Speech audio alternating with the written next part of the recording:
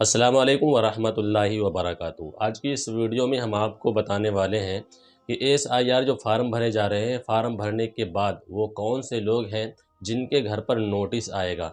जी हाँ, और नोटिस का नाम सुनकर आपको घबराने की ज़रूरत नहीं है, आपको डरने की ज़रूरत नहीं है।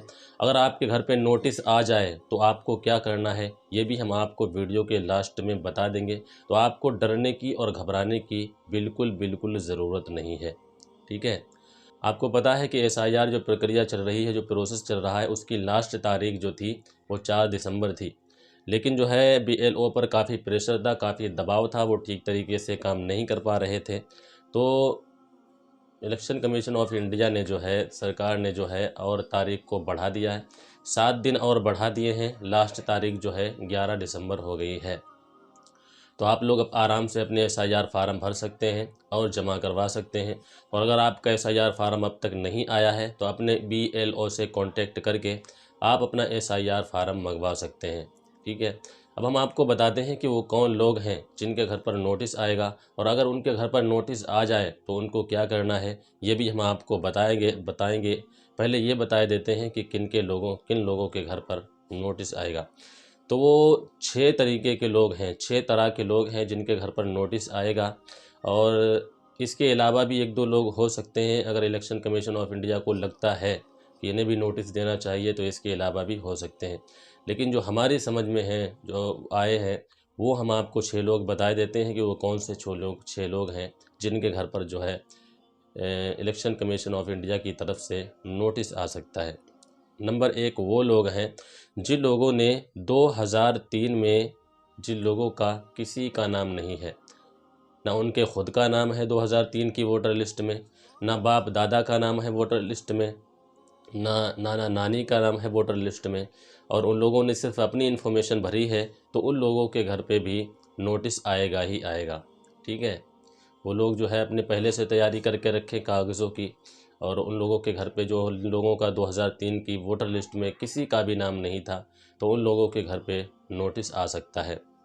नंबर 2, अगर जिन लोगों ने फार्म गलत भर दिया है ना, किसी भी तरीके से अगर फार्म रिजेक्ट हो गया। लोग फार्म भरते हैं तो अपनी जो उनकी जानकारी होती है, अपनी समझ में तो सही ही भरते हैं, लेकिन फिर भी किसी वजह से अगर फार्म रिजेक्ट हो गया तो फिर उनके घर भी नोटिस आएगा। और नोटिस आए तो करना क्या है, आपको घबराना नहीं है, हम पहले ही बता चुके हैं क्या करना है। अभी आपके हम वीडियो के लास्ट में बता देंगे कि अगर आपके घर पे नोटिस आए तो आपको क्या करना है। ठीक है। तो जिन लोगों का फार्म रिजेक्ट हो जाएगा उनके घर भी नोटिस आएगा।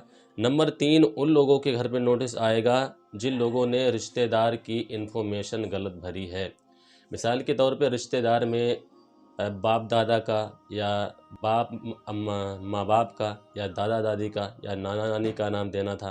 अगर गलती से किसी ने रिश्तेदारों का नाम गलत दे दिया है, जिन लोगों का मान्य नहीं है रिश्तेदारी में नाम, उन लोगों का नाम दे दिया है, तो फिर उनके घर भी नोटिस आएगा। ये 3 लोग हो गए।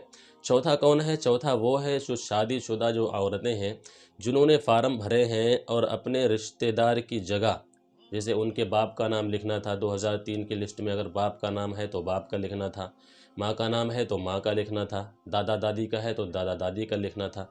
लेकिन उन्होंने क्या किया है, उन्होंने बाप दादा का नाम नहीं लिखा, नाना नानी का नहीं लिखा, उन्होंने अपने शौहरों का नाम लिख दिया है। तो जिन लोगों ने रिश्तेदारी में अपने शौहर का नाम लिखा है उन लोगों के फार्म भी रिजेक्ट हो सकते हैं और उनके घर भी नोटिस आ सकता है। ये हो गए 4 तरीके के लोग। पांचवा कौन है? जिन लोगों ने अपना फार्म भरा ही नहीं है, या जिन लोगों को फार्म मिला ही नहीं है।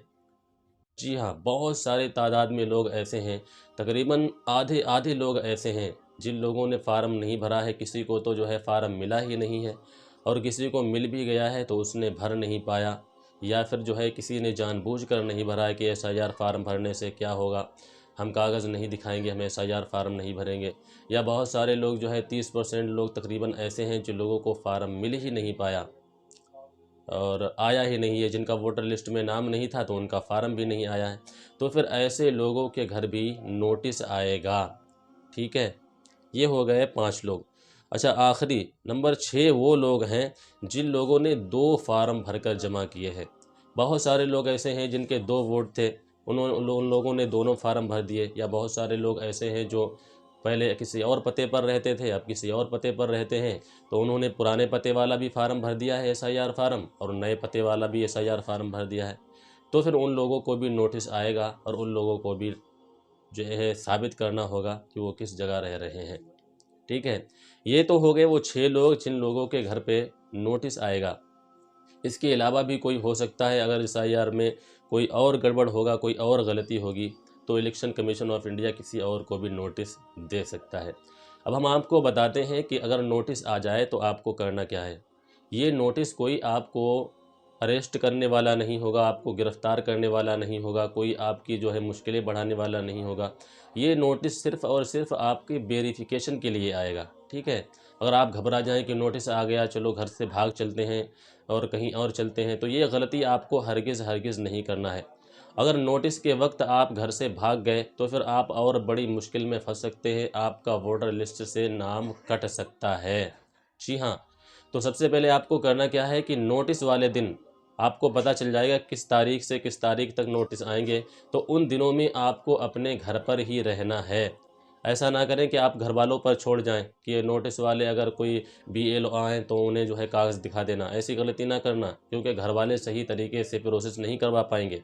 तो आप उन दिनों में अपने घर पर ही रहें, और जब BLO की टीम आए, जब आपका सर्वे होने के लिए आए, नोटिस आपके यहाँ आए, तो आपको इन 11 डॉक्यूमेंट में से कोई भी एक डॉक्यूमेंट दिखा देना है। आपका नोटिस वापस चला जाएगा, आपको कोई भी घबराने की ज़रूरत नहीं है, कोई भी टेंशन लेने की ज़रूरत नहीं है। वो 11 डॉक्यूमेंट कौन से हैं जो हम आपको बता भी चुके हैं, और इसमें हम आपको आसान से बता देते हैं, आसानी से, कि आपको कौन सा डॉक्यूमेंट दिखाने हैं। ठीक है। तो सबसे पहले नंबर 1 पर आता है बर्थ सर्टिफिकेट, यानी कि जन्म प्रमाण पत्र। अब ज़रूरी नहीं है कि जन्म प्रमाण पत्र आप जितनी उम्र के हैं उतना पुराना हो। बहुत सारे लोग ये सोच रहे हैं कि क्या हमारी जितनी उम्र है उतना पुराना बर्थ सर्टिफिकेट देना होगा बना हुआ, तो नहीं। आपने जब भी बनवाया हो, चाहे आपने 2 दिन पहले ही बनवाया हो बर्थ सर्टिफिकेट, वो भी आपका मान्य कर लिया जाएगा। ठीक है, नंबर 1 पर जन्म प्रमाण पत्र। Number 2 passport. पासपोर्ट आप ज़रूर बनवाएं अगर नहीं है तो। अगर आपके पास पासपोर्ट है तो भी आपकी नागरिकता साबित हो जाएगी, आपका वोटर लिस्ट में नाम आ जाएगा। नंबर 3 जाति प्रमाण पत्र। नंबर 4 निवास प्रमाण पत्र। नंबर 5 परिवार रजिस्टर की नकल। नंबर 6 सरकार द्वारा दी गई ज़मीन। बहुत सारे लोगों को जो पट्टा वगैरह मिलते हैं ना, तो उनकी पर्ची होती है, रसीद होती है। तो अगर सरकार द्वारा दी गई ज़मीन की आपके पास कोई पर्ची है तो आपको जो है उसको भी दिखा सकते हैं। नंबर 7 वन अधिकार प्रमाण पत्र। नंबर 8 10वें की मार्कशीट। नंबर 2 1 जुलाई 1987 से पहले का सरकारी कोई ID या फिर कोई सर्टिफिकेट।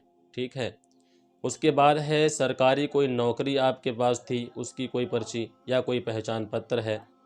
ठीक है, या उसके बाद है कोई आपके पास कोई पेंशन का कोई कागज़ हो, आपके बाप, आपके दादा या दादी या नानी, कोई भी अगर सरकारी जो है उनको पेंशन मिलती हो तो उसका भी कागज़ आप दिखा सकते हैं। और सबसे आखिर में है राष्ट्रीय नागरिक रजिस्टर, यानी कि NRC का जो प्रमाण पत्र होता है।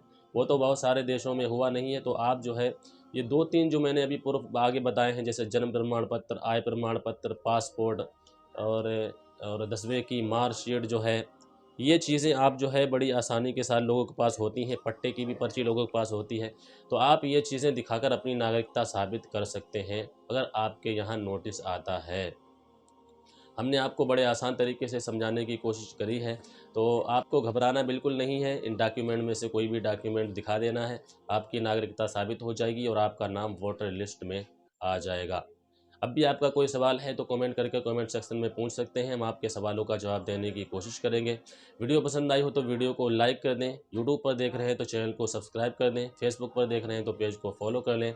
हम ऐसे ही आसान इन्फॉर्मेशन आप तक पहुंचाते रहते हैं। इसी के साथ आज की इस वीडियो का अख्तिताम करते हैं। अल्लाह हाफिज़।